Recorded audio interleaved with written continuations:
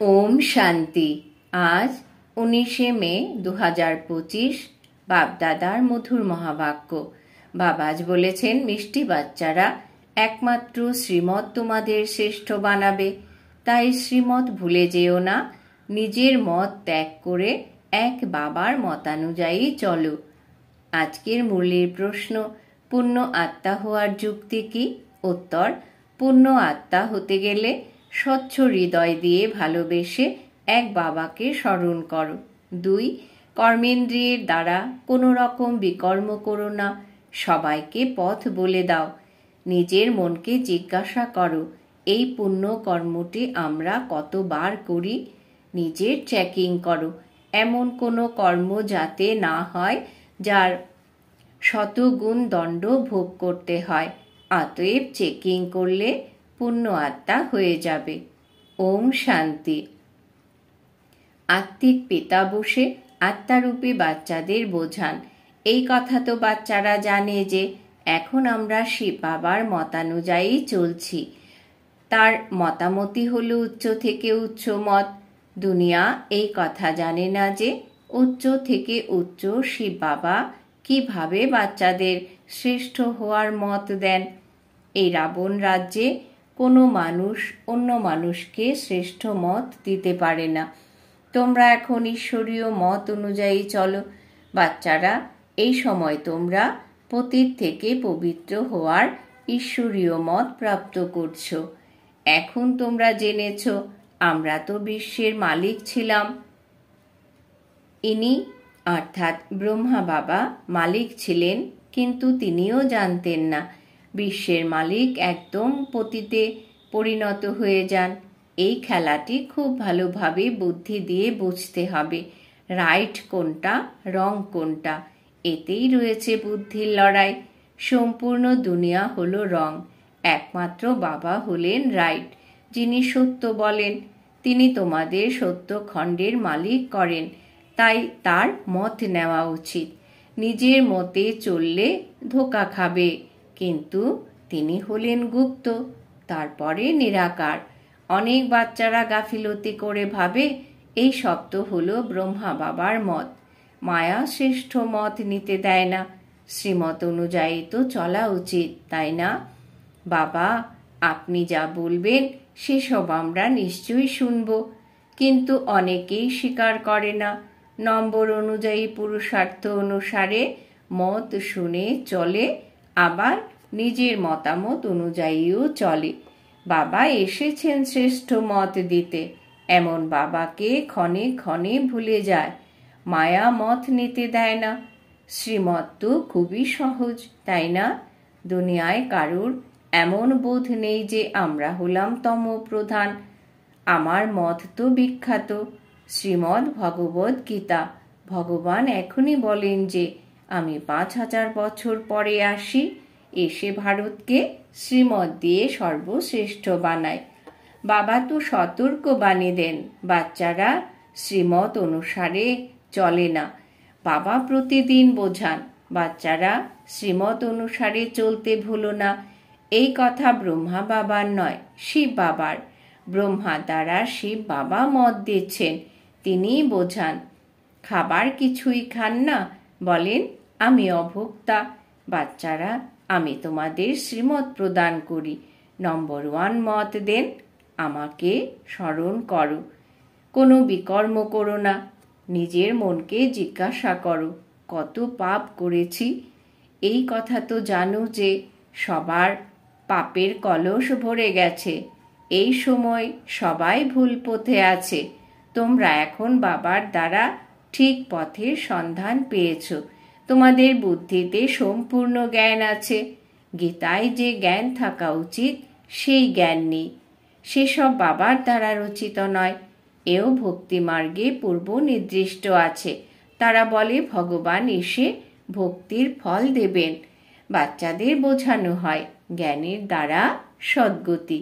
সদ্গতি তো সকলের হয়, দুর্গতিও সকলের হয়।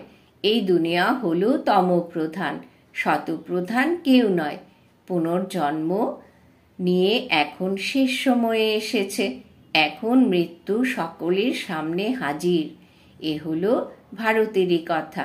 গীতাও হলো দেবী দেবতা ধর্মের শাস্ত্র। তাহলে অন্য ধর্মে গিয়ে তোমাদের কি লাভ? প্রত্যেকে নিজের ধর্মশাস্ত্র, কোরআন, বাইবেল ইত্যাদি পাঠ করে, নিজের ধর্মের কথা জানে। এক ভারতবাসী অন্য সব ধর্মে চলে যায়। অন্যরা সবাই নিজের নিজের ধর্মের দৃঢ় বিশ্বাসী। প্রত্যেক ধর্মীয় জনের চেহারা ইত্যাদি সব আলাদা। বাবা স্মরণ করিয়ে দেন, বাচ্চারা, তোমরা নিজের দেবী দেবতা ধর্মকে ভুলে গেছ। তোমরা স্বর্গের দেবতা ছিলে, আমরাই সেই আত্মা। এই কথাটির অর্থ ভারতবাসীদের বাবা বলেছেন। যদিও আমি আত্মাই পরমাত্মা এমন নয়। এইসব কথা ভক্তিমার্গের গুরুদের দ্বারা নির্মিত। কোটি সংখ্যক গুরু রয়েছে। স্ত্রীকে স্বামীর উদ্দেশ্যে বলা হয়, স্বামী তোমার গুরু ঈশ্বর। যদি স্বামী ঈশ্বর হয় তবে হে ভগবান, হে রাম কেন বলো? মানুষের বুদ্ধি একদম পাথরের হয়ে গেছে। ব্রহ্মা বাবাও বলেন, আমিও এমন ছিলাম। কোথায় বৈকুণ্ঠের মালিক শ্রীকৃষ্ণ, কোথায় গ্রামের রাখাল ছেলে বলে দিয়েছে তারা। শ্যাম সুন্দরও বলে, অর্থ কিছুই বোঝে না। এখন বাবা তোমাদের বোঝাচ্ছেন যে নাম্বার 1 সুন্দর সেই হয়েছে লাস্ট নম্বরের। নম্বর 1 সুন্দর যে সেই হয়েছে লাস্ট নম্বরের তমপ্রধান শ্যাম। তোমরা বুঝেছ যে আমরা সুন্দর ছিলাম, তারপরে শ্যাম হয়েছি। 84 চক্র ঘুরে এখন শ্যাম থেকে সুন্দর হওয়ার একটি ওষুধ দিচ্ছেন বাবা, যে আমাকে স্মরণ করো। তোমাদের আত্মা পতিত হয়ে পবিত্র হয়ে যাবে। তোমাদের আত্মা পতিত থেকে পবিত্র হয়ে যাবে। তোমাদের জন্ম জন্মান্তরের পাপ বিনষ্ট হবে। তোমরা জানো, যখন থেকে রাবণ এসেছে তোমরা পতিত হয়ে পাপ আত্মায় পরিণত হয়েছ। এই দুনিয়াটি হলো পাপ আত্মাদের দুনিয়া। একজনও সুন্দর নয়। বাবা ব্যতীত সুন্দর কেউ করতে পারে না। তোমরা এসেছ স্বর্গবাসী সুন্দর হতে। এখন তোমরা হলে নরকবাসী শ্যাম, কারণ কামচিতায় বসে কালো হয়ে গেছ। বাবা বলেন, কাম হলো মহাশত্রু। এই বিকারকে যে জয় করবে সে জগজ্জিত হবে। নম্বর 1 বিকার হলো কাম। তাদেরকেই পতিত বলা হয়। ক্রোধী মানুষকে পতিত বলে না। ঈশ্বরকে ডাকাও হয়, এসে আমাদের পতিত থেকে পবিত্র করুন। তাই এখন বাবা এসে বলছেন, এই শেষ জন্ম পবিত্র হও। যেমন রাতের পর দিন, দিনের পর রাত হয়, তেমনি সঙ্গম যুগের পরে আবার সত্য যুগ আসবে। চক্র তো ঘুরবেই। তবে আর কোথাও আকাশে বা পাতালে কোনো দুনিয়া নেই। এটি হলো সৃষ্টি। সত্যযুগ, ত্রেতা সব এখানেই। বৃক্ষটিও একটি, দ্বিতীয় বৃক্ষ হতে পারে না। এইসব হলো গল্প। যারা বলে অনেকগুলো দুনিয়া আছে, বাবা বলেন এইসব হলো ভক্তি মার্গের কথা। এখন বাবা সত্য কথা বলছেন। এখন নিজেকে দেখো, আমরা কতখানি শ্রীমত অনুযায়ী চলে শতপ্রধান অর্থাৎ পূর্ণ আত্মায় পরিণত হচ্ছি। শতপ্রধানকে পূর্ণ আত্মা, তমপ্রধানকে পাপ আত্মা বলা হয়। বিকারগ্রস্ত হওয়া পাপ। বাবা বলেন, এখন পবিত্র হও। আমার আপন হয়েছ তো আমার শ্রীমত অনুযায়ী চলতে হবে। মুখ্য কথা হলো কোনো পাপ করো না। নম্বর 1 পাপ হলো বিকারগ্রস্ত হওয়া। তারপরে আরো অনেক পাপ আছে। চুরি, ঠকবাজি ইত্যাদি অনেক করে। অনেককে আবার গভর্নমেন্ট অ্যারেস্ট করে। এখন বাবা বাচ্চাদের বলেন, তোমরা নিজেদের মনকে জিজ্ঞাসা করো, আমরা কোনো পাপ করছি না তো? এমন ভেবো না যে আমরা চুরি করেছি বা ঘুষ খেয়েছি। কিন্তু বাবা তো হলেন সর্বজ্ঞানী, সব জানেন তিনি। না, সর্বজ্ঞানী হওয়ার এই অর্থ একেবারেই নয়। আচ্ছা, কেউ চুরি করলে বাবা জানেন, তাতেও কি? যা চুরি করেছে তার 100 গুণ দণ্ড তো হয়েই যাবে। অনেক দণ্ড ভোগ করতে হবে, পদও কম হয়ে যাবে। বাবা বোঝান, এমন কর্ম করলে দণ্ড তো ভোগ করতেই হবে। কেউ ঈশ্বরের সন্তান হয়ে যদি চুরি করে, শিব বাবা যার কাছে অবিনাশী উত্তরাধিকার প্রাপ্ত করে, তার ভাণ্ডার থেকে চুরি করা এই কাজটি তো বড় পাপ। কারুর চুরি করার স্বভাব থাকে, তাদের জেলবার্ড বলা হয়। এ হলো ঈশ্বরের গৃহ, সব কিছুই ঈশ্বরের, তাই না? ঈশ্বরের গৃহে আসে বাবার কাছে অবিনাশী উত্তরাধিকার নিতে। কিন্তু কারোর এমনই স্বভাব থাকে, তার 100 গুণ দণ্ড হয়ে যায়। দণ্ড অনেক ভোগ করতে হবে, তারপরে জন্ম জন্ম ডার্টি পরিবারে জন্ম নেবে।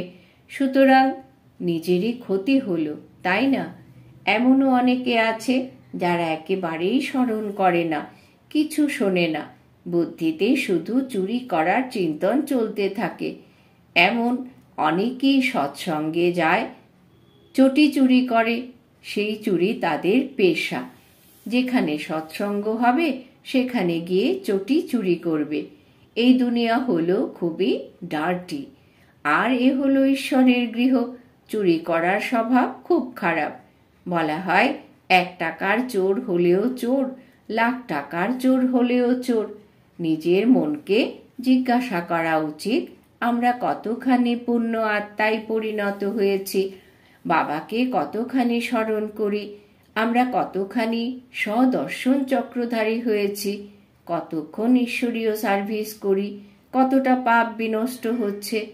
নিজের কর্মের চার্ট রোজ দেখো, কতগুলি পুণ্য কর্ম করেছি, কতক্ষণ যোগ করেছি, কতজনকে পথ বলে দিয়েছি, ব্যবসা ইত্যাদি সবই করো।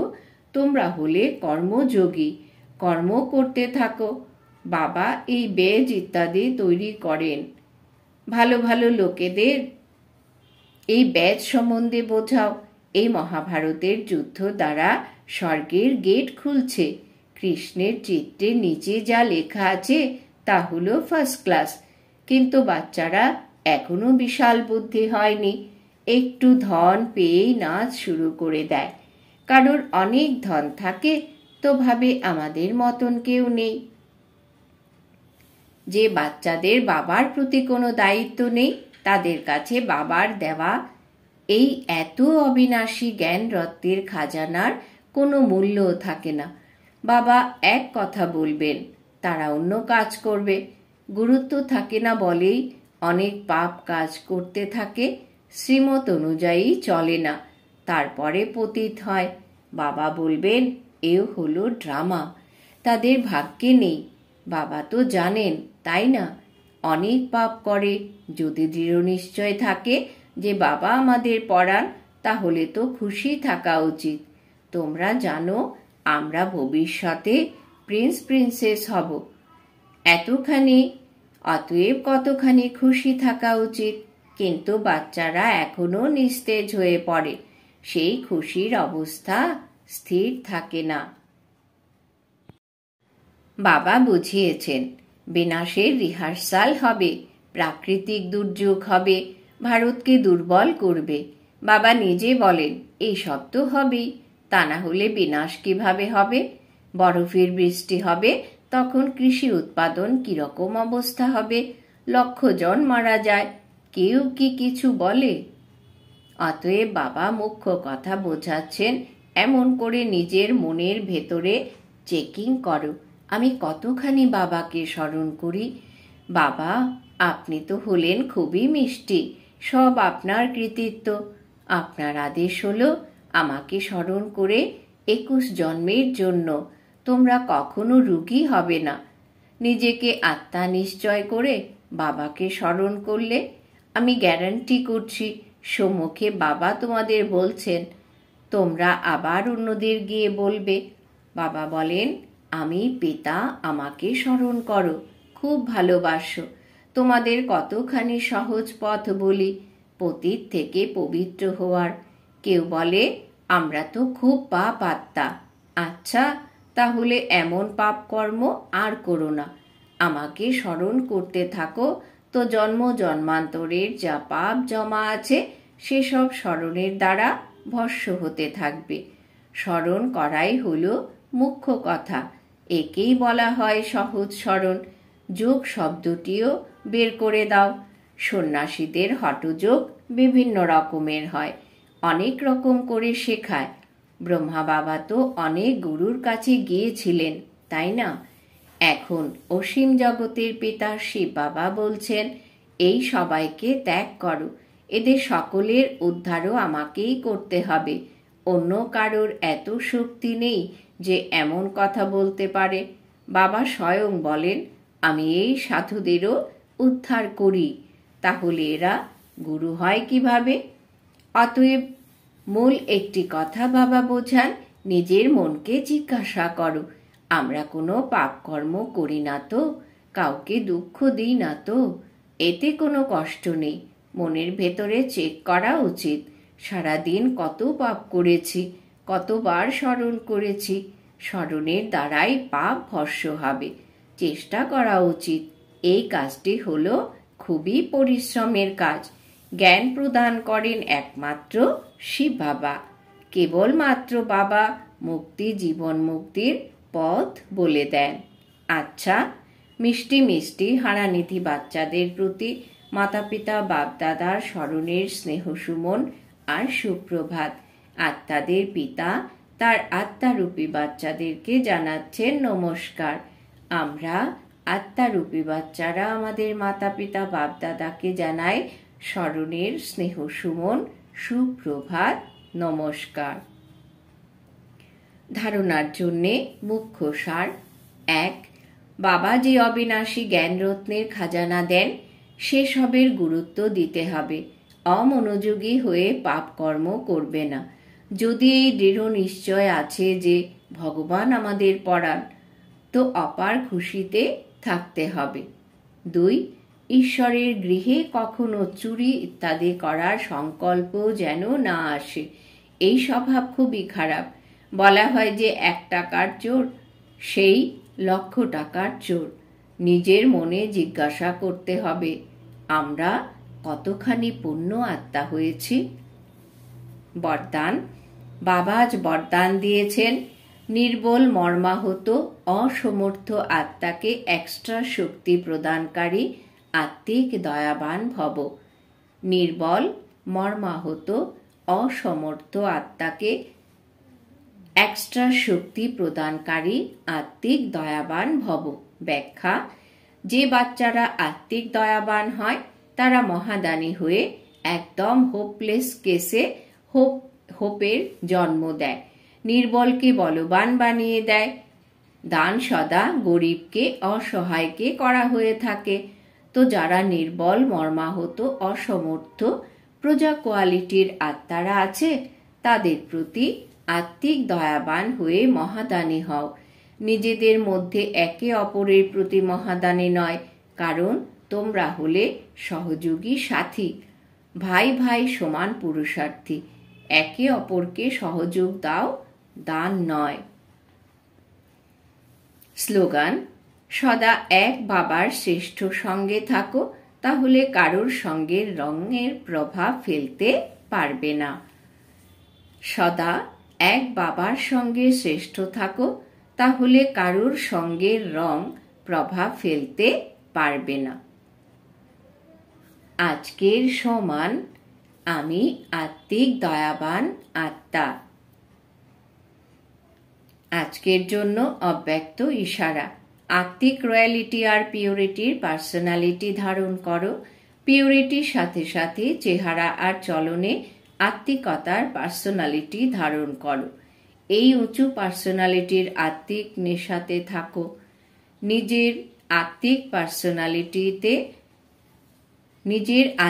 পার্সোনালিটিকে স্মৃতিতে রেখে সদা প্রসন্ন চিত্ত থাকো, তাহলে সব প্রশ্ন সমাপ্ত হয়ে যাবে। অশান্ত আর অসন্তুষ্ট আত্মারা তোমাদের প্রসন্নতার দৃষ্টির দ্বারা প্রসন্ন হয়ে যাবে। ওম শান্তি।